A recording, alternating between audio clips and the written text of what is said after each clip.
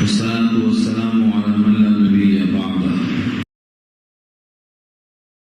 من الشيطان الرجيم. بسم الله الرحمن الرحيم.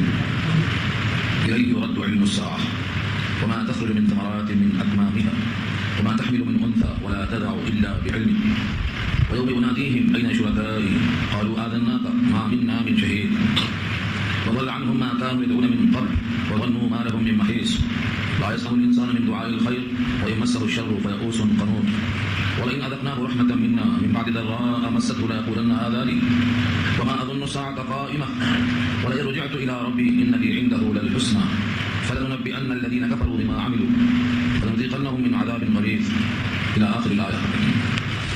صدق الله العلي العظيم وصدق رسوله النبي الكريم ونحن على ذلك من الشاهدين والشاكرين.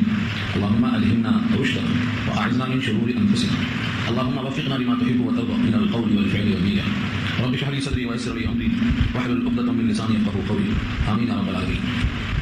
محترم حضرات، معزز سامعین، محترم خواتین، میری ماں اور بہنوں، میرے بھائی اور پیارے بچوں، تلاوت کی ہوئی آیتیں 25واں پارہ سورہ حامیم السجدہ. پارے کا یہ پہلا رکوع ہے اور سورت کا چھٹا یعنی آخری رکوع. گزشتہ بات یہ چل رہی تھی کہ جو شخص جیسا عمل کرے گا، اچھا کرے گا تو اپنی ذات کے لیے اور برا کرے گا اس کا وبال اسی پر پڑے گا. اور آپ تعالیٰ بندوں پر ظلم کرنے والا نہیں. پارہ یہاں ختم ہوا تھا. اب اس کے آگے نیا پارہ شروع ہے 25واں، لیکن مضمون پیچھے سے مربوط ہے اور وہ یہ ہے کہ کس دن اس کے برے عمل کا وبال اس پر پڑے گا اور کس دن نیک عمل کا صلہ اس کو ملے گا. کس دن یہ ہوگا؟ تو جس کا نام قیامت ہے. بہت سے انسانوں نے قیامت کا انکار کرتے ہوئے نبی کریم صلی اللہ علیہ وسلم سے پوچھا قیامت کا واقع ہونا کب آئے گی. قرآن کریم یہ سوال بارہا نقل کیا اللہ ہے، لیکن اس کا ایک ہی جواب ہے کہ قیامت کا علم صرف اللہ کے پاس ہے. اللہ تعالیٰ نے قیامت کا وقوع یعنی وہ کب واقع ہوگی یہ اللہ کے پاس ہے. کسی بندے کو اللہ نے اس کا علم نہیں دیا اور بندوں کے نامعلوم ہونے سے وہ قیامت قائم نہیں ہوگی، یہ سوچنا غلط ہے. عدم علم نفی کی دلیل کے واسطے کافی نہیں. تو یہاں سے مضمون شروع ہوتا ہے الیہ یرد علم الساعہ. الیہ اسی کی طرف، یرد لوٹایا جاتا ہے، حوالہ کیا جاتا ہے. علم الساعہ قیامت کا علم. جب بھی کوئی بندہ قیامت کے بارے میں سوال کرے تو سمجھ لو کہ اس کا جواب صرف اللہ کے پاس ہے. الیہ یرد علم الساعہ، اسی کے پاس لوٹایا جاتا ہے قیامت کا علم. صرف قیامت کا علم نہیں بلکہ کائنات میں جتنی چیزیں علم کی ہیں، علم کے لحاظ سے ہر چیز پر اللہ نے محیط کر رکھا ہے.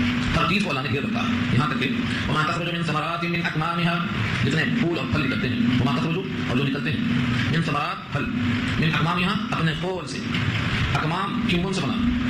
جب کوئی پھل لگتا ہے تو پہلے پھول ہوتا ہے، پھر اس پھول کے اندر سے پھل برآمد ہوتا ہے. جس طریقے سے آپ وضو کرتے ہوئے اپنے آستین چڑھاتے ہیں تو ہاتھ سے نکلتا ہے. تو کمون اور کیمون کے معنی آتے ہیں ہاتھ. جس طرح آستین سے باہر نکلتا ہے ایسے وہ پھل اپنے کھول سے باہر نکلتا ہے. دنیا میں جتنے پھل ہیں اپنے اپنے غذا سے جب نکلتے ہیں تو وہ اللہ کے علم میں ہوتا ہے. وما تحمل من انثى، اور نہیں ہے کوئی مادہ. وما تحمل من انثى، انثى کے معنی مؤنث، چاہے وہ انسانوں میں سے ہو یا کسی اور میں سے ہو. نہیں ہے کسی عورت کو حمل، ولا تضع، اور نہ وضع حمل الا بعلم، مگر اس کے علم میں. انثى کا درد صرف عورت مراد نہیں لیا ہے. انثى سے مراد ہر مؤنث. جتنی دنیا میں مخلوقات ہیں انسان کے علاوہ، حیوانات، چرند اور پرند، حشرات الارض، کیڑے مکوڑے، خشکی اور دریائی، جنگلی اور شہری، ہر قسم کے جانور، ہر ایک میں نر اور مادہ ہے. ان میں سے کسی بھی مادہ کو اگر حمل ہے تو وہ اللہ کے علم ہے، اور کسی بھی مادہ کو اگر وضع حمل ہے یعنی بچہ جننے کا وقت ہے تو وہ اللہ کے علم ہے. کائنات میں ایک ایک فرد نہیں بلکہ ایک ایک جاندار، چاہے کتنا چھوٹا موٹا کیڑا، اس کے اندر بھی اس کی مادہ کو اگر حمل ہے یا وضع حمل ہے تو اللہ کے علم ہے. اللہ کا علم اتنا محیط ہے. تو صرف قیامت کا علم نہیں بلکہ پھلوں کا ان کی آستینوں سے اور کھول سے باہر نکلنا اور ماداؤں کا حمل اور ان کا وضع حمل بچہ جننا، یہ سب اللہ کے علم ہے. اللہ کا علم کتنا محیط ہے. سارے عالم میں، سات زمین اور سات آسمان میں کتنے مخلوق ہیں، اس میں کتنے اقسام ہیں، پھر ان کے کتنے افراد ہیں، تو ان میں سے ہر فرد کا علم اور اس میں سے کون مادہ حمل والی ہے، بچے والی ہے، ان تمام کا علم احاطہ کرنا. زمین میں کتنے پھول ہیں، کتنے پھل نکلتے ہیں، ان تمام کو اپنے علم سے احاطہ کرنے والی ذات اللہ ہے. اس میں کوئی اس کا شریک اور سہیم اور وکیل نہیں. اور جس دن ینادیہم، ان کو آواز دلائی گی. یوما، اور جس دن بلا کر قیامت کرے، یا محشر کا دن، یا تمام کو جمع کرنے کے بعد حساب کتاب کا وقت. یوما، جس دن ینادیہم، آواز لگائیں گے ان کو. اینا شرکائی، کہاں ہیں میرے شرکا. اللہ پوچھیں گے اینا شرکائی، میرے پارٹنرز کہاں ہیں، بلا کے لاؤ. جس پیشانی کو تم جھکاتے تھے میرے پاس بھی اور ان کے پاس بھی، تم نے جن کو شریک کر رکھا تھا میرے ساتھ عبادت میں، وہ سب کہاں ہیں، بلاؤ. سوال ہوگا اس دن. اور جس دن اللہ تعالیٰ پکاریں گے، مشرکین سے کہیں گے، کیا کہیں گے کہ میرے شریک اب کہاں، بلاؤ. اینا شرکائی. اس وقت کا سفرات کھل جائے گا، سب کی بے بسی معلوم ہو جائے گی. اس لیے بغیر زبان سارے مشرکین کہیں گے قالوا، کیا کہیں گے، آذناک ما منا من شہید، ہم پہلے یہ بات مان چکے، ہم آپ سے ہی عرض کرتے ہیں کہ ہم میں سے کوئی بھی اس کا عقیدہ رکھنے والا اب باقی نہیں. کوئی شہید اور کوئی شریک اور کوئی آپ کے ساتھ کسی معاملے میں دخیل نہیں، ہم پہلے ہی اس بات کا اعتراف کر چکے ہیں. تو قالوا وہ کہیں گے آذناک، ہم نے اعلان کر دیا ہے، یعنی ہم نے جو ہے اعتراف کر لیا ہے، ما منا من شہید، ہم میں سے کوئی بھی اس بات کا شہید ہے، کوئی گواہ نہیں ہے، کوئی اس بات کا دعویدار نہیں ہے۔ اس وقت جتنے لوگ دنیا میں اللہ کے ساتھ شریک کرتے تھے یا جن کو لوگ شریک کرتے تھے یہ سب غائب ہو جائیں گے، نظر نہیں آئیں گے۔ وغل عنہم کے معنی وہ ان سے غائب ہو جائیں گے۔ ما كانوا يدعون من دون الله وغل عنهم ما كانوا يدعون من قبل، اور غائب ہو جائیں گے وہ تمام کے تمام جن کو پکارا کرتے تھے اس سے پہلے، جن کو پکارتے تھے وہ سب غائب ہو جائیں گے۔ آپ کس کو پکارتے ہیں، کون کون سے لوگ کس کو پکارتے ہیں، سارے پکارنے والے ان تمام پکارنے والوں کو فراموش کر جائیں گے، کہاں ہیں کدھر ہیں پتہ نہیں۔ آج اللہ کے ساتھ جانے کن کو پکارا جاتا ہے، حالانکہ اللہ نے صاف کر دیا لا تدعوا مع الله احدا، یہ آیت سورہ جن کی صاف کہتی ہے لا تدعوا مع الله احدا۔ اس آیت پر ہمارا آپ کا ایمان ہے، اس کا فرمان کیا ہے، مت پکارو کسی کو اللہ کے ساتھ، اللہ کے ساتھ ملا کر کسی کو مت پکارو۔ تو جتنے پکارنے والے ہیں جن کو پکارتے تھے وہ سب غائب ہو جائیں گے، ترجمہ کس کا ہے، غل عنہم، غائب ہو جائیں گے ان سے۔ ما كانوا يدعون من قبل، جن کو پکارا کرتے تھے وہ لوگ اس سے پہلے دنیا میں، وظنوا، اور گمان کر لیں گے وہ تمام کے تمام لوگ، ما لهم من محیص، نہیں ہے ان کے لیے کوئی بھاگنے کی جگہ۔ محیص کے معنی پناہ گاہ، کہ یہاں سے بھاگ کر کہیں جا کر بچ جائیں، کوئی بچاؤ کی جگہ نہیں ہے، کوئی پناہ کی جگہ نہیں ہے، کوئی چھپنے کی جگہ نہیں ہے، کوئی قرار کی جگہ نہیں ہے، یہ ہے ترجمہ محیص کا۔ ما لهم من محیص، وہ لوگ خوف سمجھ لیں گے کہ ان کے لیے کہیں بچاؤ کی کوئی ضرورت باقی نہیں۔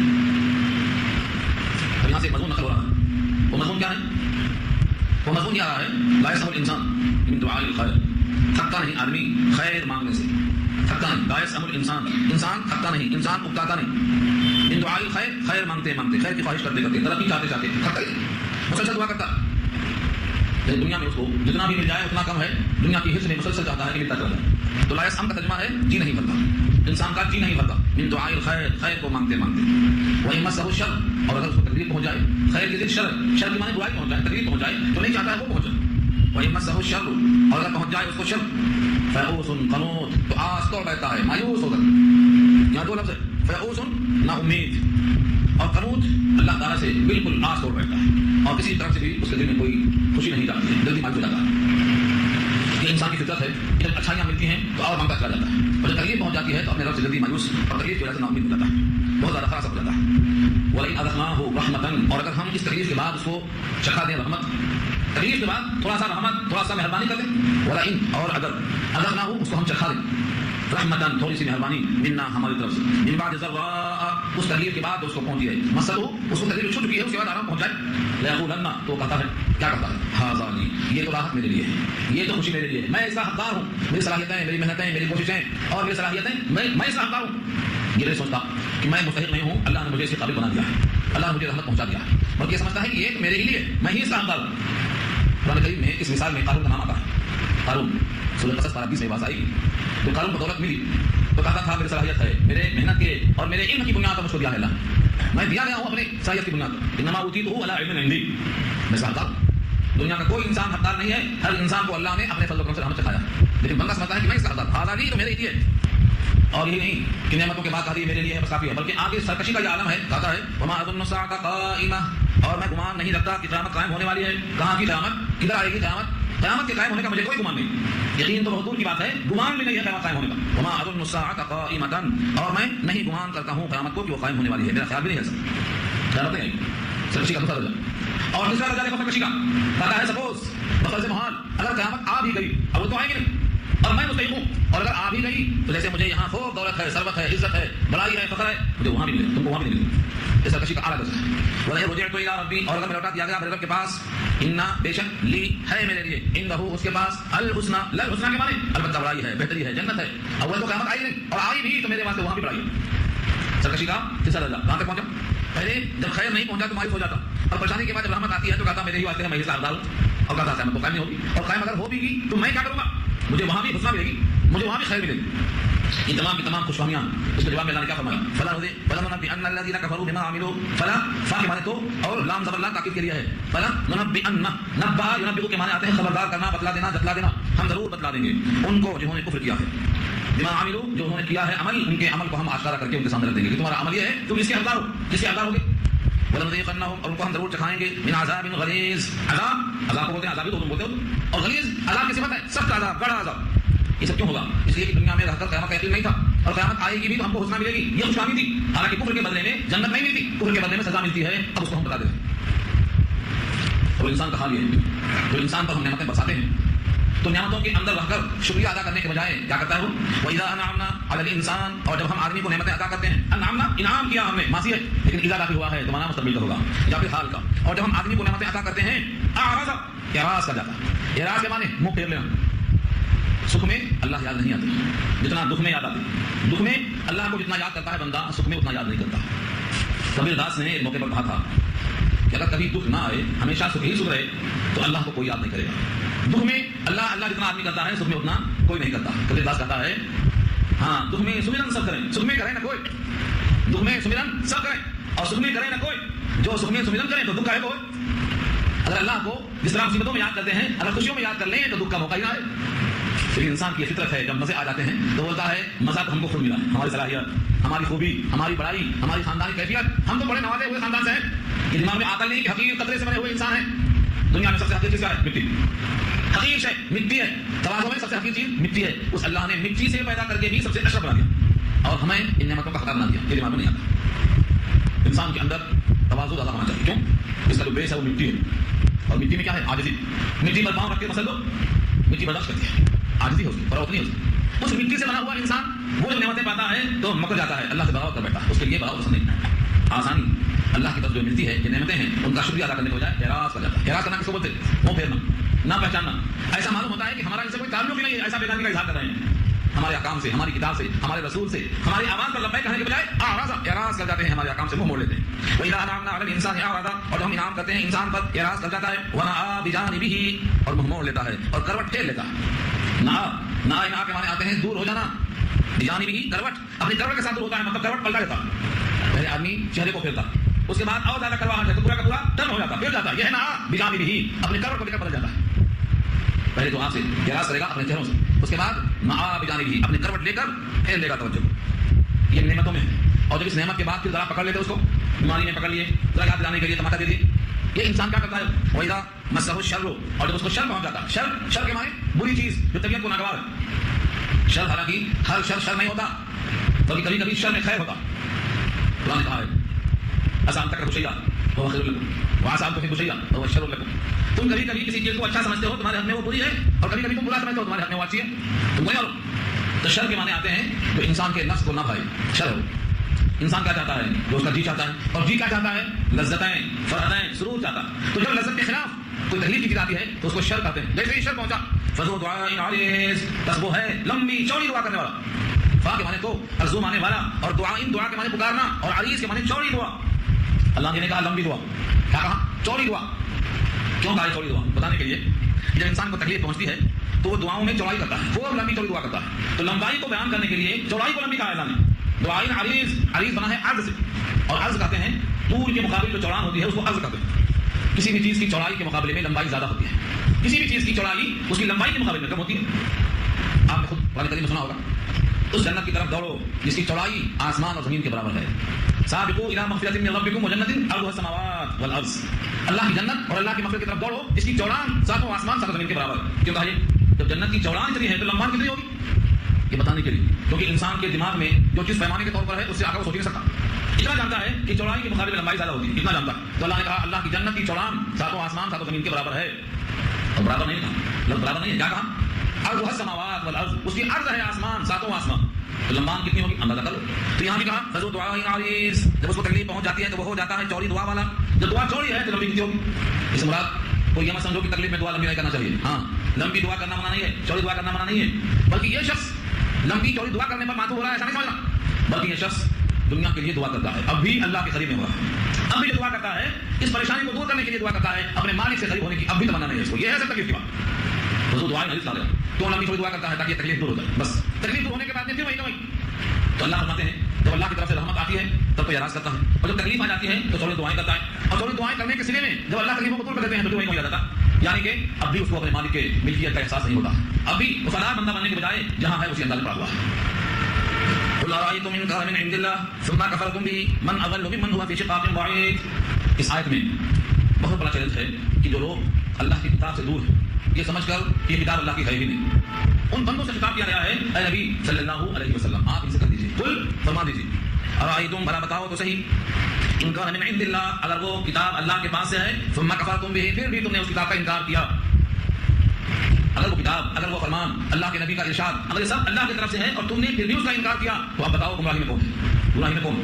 فرمایا من اضل ممن ہوا، کون ہے زیادہ گمراہ اس کے مقابل میں جو کہ اللہ کی طرف سے آئے ہوئے حق کو ٹھکراتا ہے. اور وہ کہاں ہے؟ فی شقاق بعید. شقاق کے معنی آتے ہیں ضد اور بعید کے معنی دور. دور کی مخالفت میں پڑا ہوا ہے.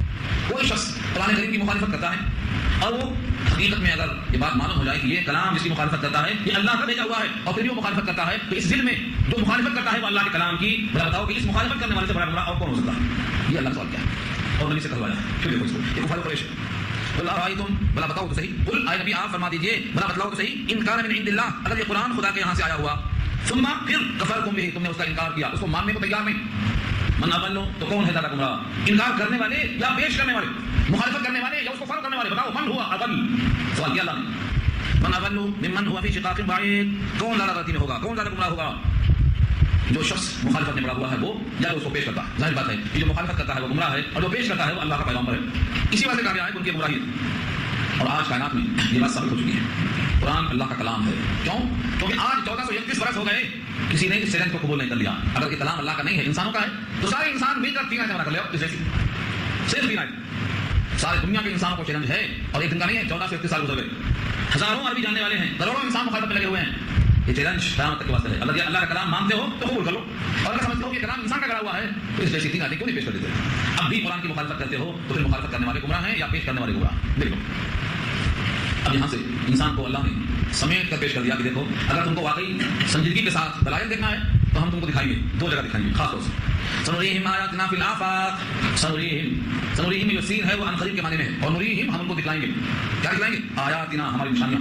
نشانی کسے کہتے ہیں؟ کسی چیز کو دیکھ کر پتہ چل جائے کہ جو ہم تلاش کر رہے ہیں وہ ہم پہنچ گئے. جیسے کامر بھی آ رہے ہیں، جیسے ہی ریلوے کا حصہ نظر آیا وہ نشانی ہے کہ اب ہم قریب پہنچ رہے ہیں. تو آیت کے معنی نشانی کیا ہے؟ کس پر نشانی؟ اللہ ایک ہے، وہی قادر مطلق ہے، اسی کی عبادت ہے، اسی کے پیغمبر کی اتباع کرنا ہے. اس پر نشانی تمہیں ہم کہاں دکھائیں گے؟ پھر آفاق، آفاق میں دکھائیں گے. آفاق جمع ہے افق کی، اور افق کہتے ہیں آسمان کے نچلے کنارے کو، جہاں سے چاند نکلتا نظر آتا ہے یا چاند ڈوبتا نظر آتا ہے. تو آسمان کے نچلے کنارے کو افق کہتے ہیں، اسی جمع آفاق ہے. یہاں مراد کیا ہے؟ صرف افق مراد نہیں ہے، بلکہ یہاں مراد ہے سارے عالم میں ہم تم کو دکھائیں گے. پھر آفاق، سارے عالم میں دکھائیں گے ہم تم کو. کس طرح دکھائیں گے؟ ہم غور و فکر نہیں کرتے. اتنا بڑا سورج ڈوب رہا اور یہ نکل رہا ہے، اس کنارے میں ڈبونے والا، اس کنارے سے نکالنے والا کون ہے؟ کیا کوئی نہ کوئی ہے جو اس کو ڈوبنے پر اور اس کو نکالنے پر طاقت رکھتا ہے؟ یہ نشانی ہے. ہر چیز جب موجود ہے تو اس کو موجود کرنے والا کوئی نہ کوئی تو ہے. یعنی مصنوع کو دیکھ کر سامنے سمجھ میں آ جائے. جیسے آپ کہتے ہیں بھائی یہاں دھواں نکل رہا ہے، جب دھواں نکلتا ہے تو یہ دھواں بتاتا ہے کہ وہاں آگ ضرور ہے.